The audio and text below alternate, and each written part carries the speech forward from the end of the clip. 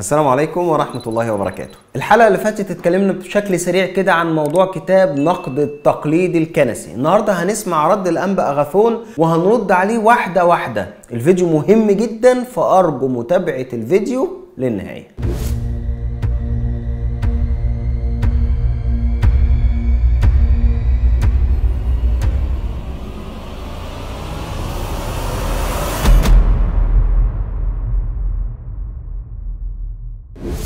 لو مهتم بمحتوى القناه اعمل اشتراك وفعل الجرس واكتب التعليق لو عندك، ولو عايز تدعمنا رابط الباتريون والباي بال اسفل الفيديو، وكمان في علامه انتساب موجوده على القناه. ممكن برضو تساهم بطريقه سهله وجديده وامان جدا، وهيكون ان شاء الله فيها فيديوهات حصر بامر الله للمنتسبين، وده ان شاء الله بعد كده هننشرها على العالم. كتاب ظهر الفتره الاخيره واصبح حديث السوشيال ميديا وخصوصا المتخصصين في مجال مقارنه الاديان. طب اشمعنى الكتاب ده بالذات؟ ليه الكتاب ده وجعهم؟ ناس كتيره ما تعرفش السبب الحقيقي من وجهه نظري على الاقل في الموضوع ده، فانا حبيت اسلط الضوء عليه بحسب كلام الأنبا أغاثون، بس يا ريت زي ما قلت تركزوا في كل كلمة هقولها.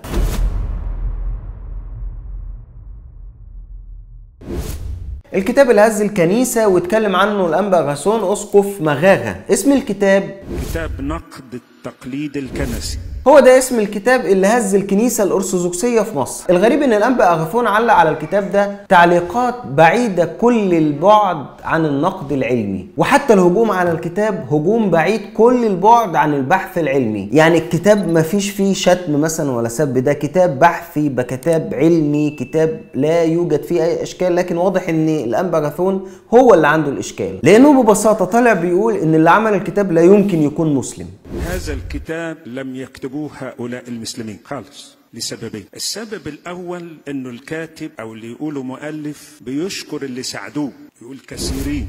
يعني الأنبا أغاثون شايف ان ما دام الكتاب او مؤلف الكتاب شكر كثيرين، معنى كده ان ده سبب يخلي الناس تتأكد ان اللي كتب الكتاب اصلا مش مسلم. وبعدين الشيخ محمد هنداوي الازهري اللي هو كاتب او مؤلف هذا الكتاب شكر المسيحيين اللي ناقشوه، وده شيء طبيعي لأي باحث بيعمل كتاب أو بحث، لازم يختبر معلوماته مع الناس أصحاب الديانة. أنا على سبيل المثال لما جيت أعمل كتاب عبادة مريم في المسيحية والظهورات المريمية، ناقشت فيه مسيحيين كتير عشان أختبر قوة المادة اللي أنا كاتبها في الكتاب ده، وأتأكد إني رديت على كل النقاط في كل الجوانب الخاصة بالمسألة اللي أنا بتكلم فيه. فمش معنى كده إن اللي كتب كتابي اشخاص مسيحيين، او ان الاشخاص المسيحيين اللي انا حاورتهم هم اللي كتبوا الكتاب. ده اول سبب. تاني سبب، السبب الثاني الصياغه الداخليه لا يمكن يعرف يصيغها مسلم، لا يمكن. الصياغه الداخليه لا يمكن يصيغها مسلم. طب مين اللي كتبه؟ المسلم ده مجرد ناشر، وطبعا الناشر حتى مقدمه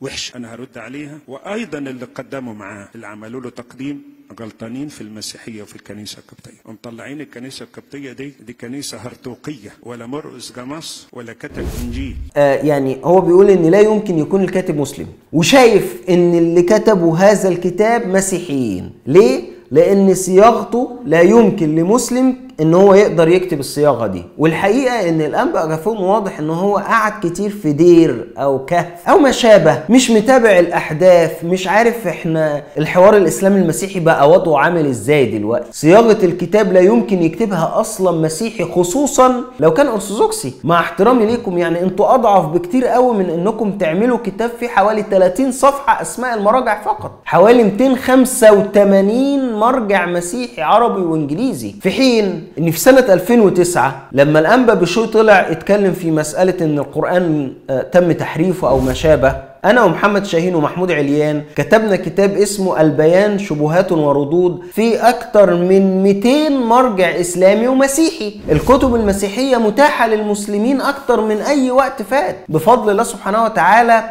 يعني النت مش مخلي اللي مش هيقدر يشتري هيقدر يحمل PDF. بندرسها وبنقرأ فيها أكتر منكم أنتم، ولما بنقعد في حوارات مع قساوسة بيتصدموا إنهم أصلا ما قرأوش الكتب اللي احنا بنقرأها، وهي كتب ألف ب مسيحية.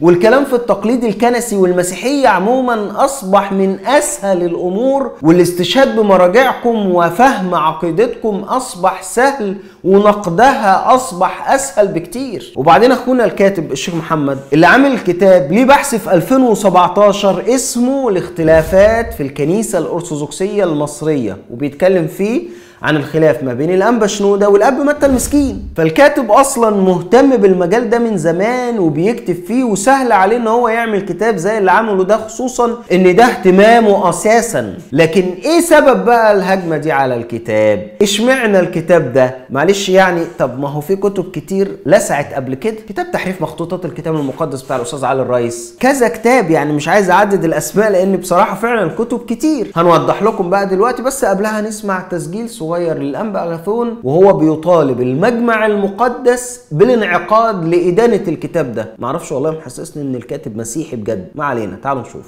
اللي يدعى ابراهيم، ولذا بقول لكم الكنيسة في تحديات كثيرة ضدها، تحتاج المجمع المقدس، وانا بقولها بعلو صوتي، يدين هذا الكتاب ويوقف بالمرصاد للناس اللي بيعلموا غلط، وإلا الوقت هيفوت.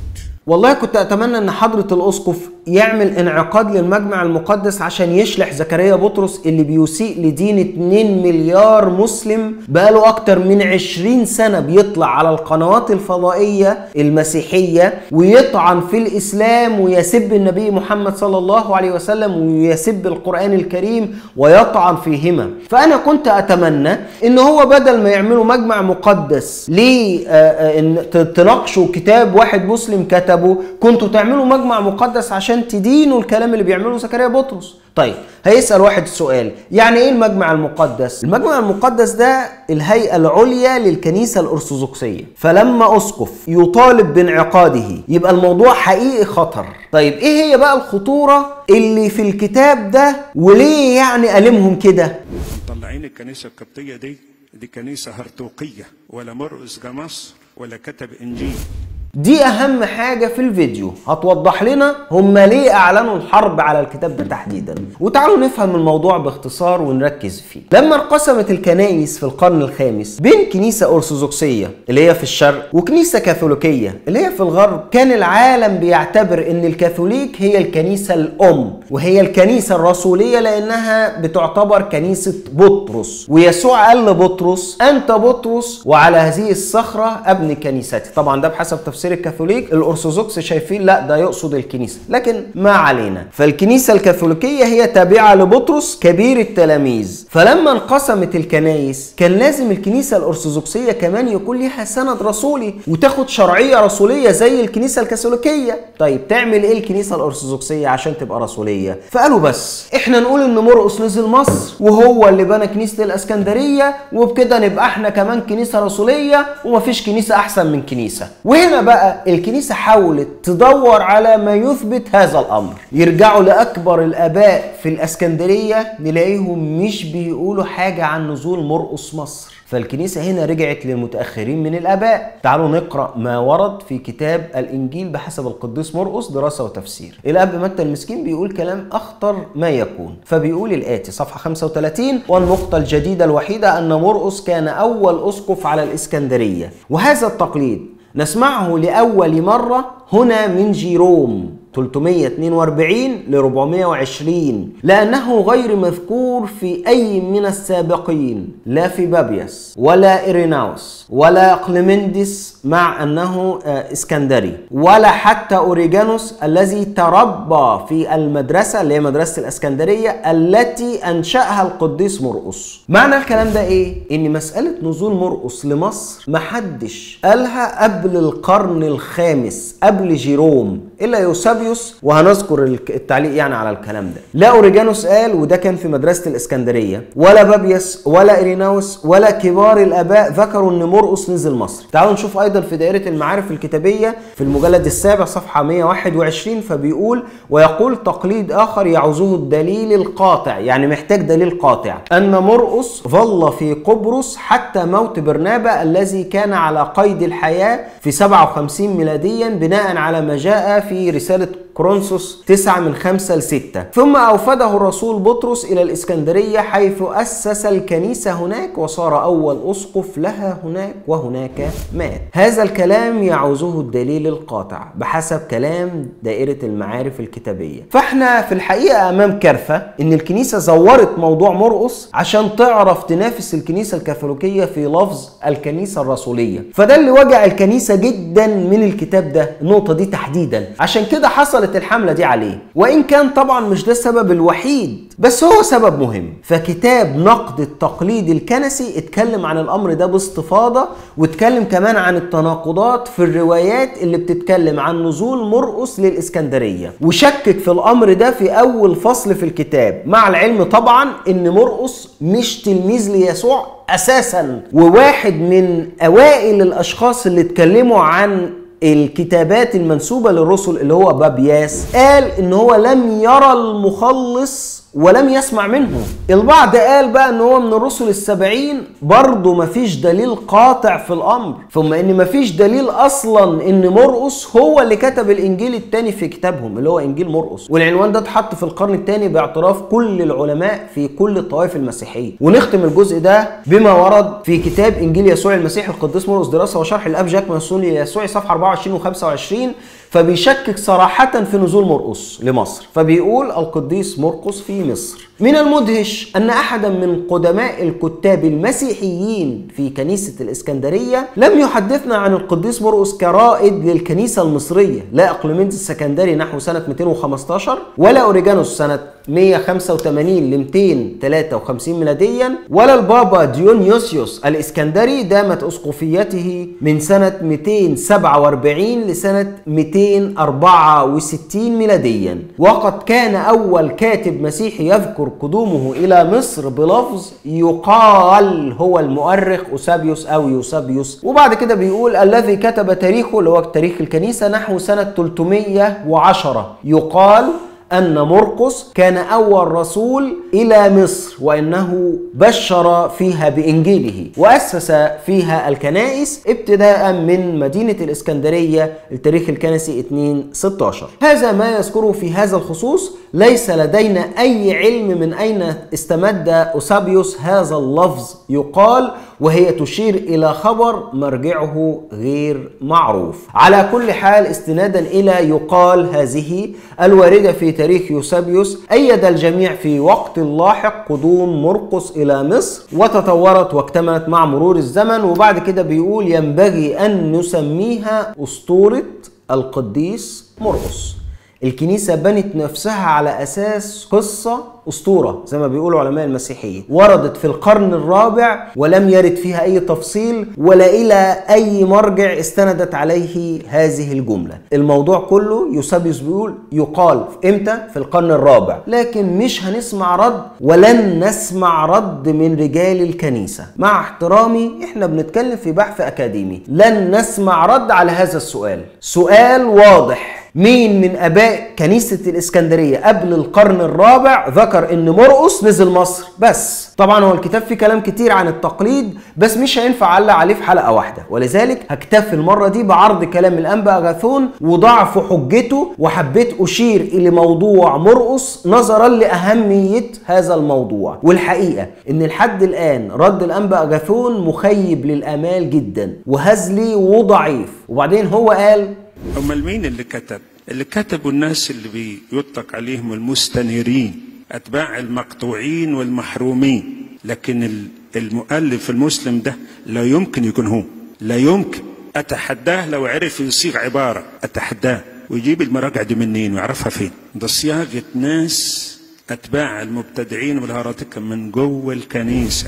الانبا اغاثون بيقول اتحداه لو يعرف يصيغ جملة واحدة من الكتاب ده. والله يا حضرة الأسقف بجد أنا مش قادر أعلق أقول إيه؟ يعني إحنا عندنا كتب مش موجودة عندكم أصلا، وبندرس كتبكم أكتر منكم، وبنجيب من داخل كتبكم اللي حاجات اللي بتصدمكم. أنا متأكد إن الأسقف أغاثون ده ولا الأنبا أغاثون، أنا لو قلت له إن الكنيسة الأرثوذكسية مؤمنة بعبادة جسد المسيح هيقول لي إيه ده؟ أنت بتألف، أنت بتكذب. لو قلت له إن واحد زي يوحنا ذهبي الفم بيقول صراحة إن هذا الإنسان هو الله، هذا الإنسان هو الله، هيقول لي انت بتدلس عليه. واحد ما يعرفش ألف ب حوار اسلامي مسيحي، وعارفين مصطلحاتكم وإيمانكم وعارفينها من أول التقليد للكتاب والتفاسير والطقوس الكنسية خصوصا الرشم. أنا عارف إن أنتوا يعني ما علينا، لكن خلينا نتفق إن الهراطقة أو المبتدعين اللي بيقول عليهم دول وبيزعم إنهم هم اللي كتبوا الكتاب ده، خلينا نتفق إنهم ما بينكروش لاهوت المسيح.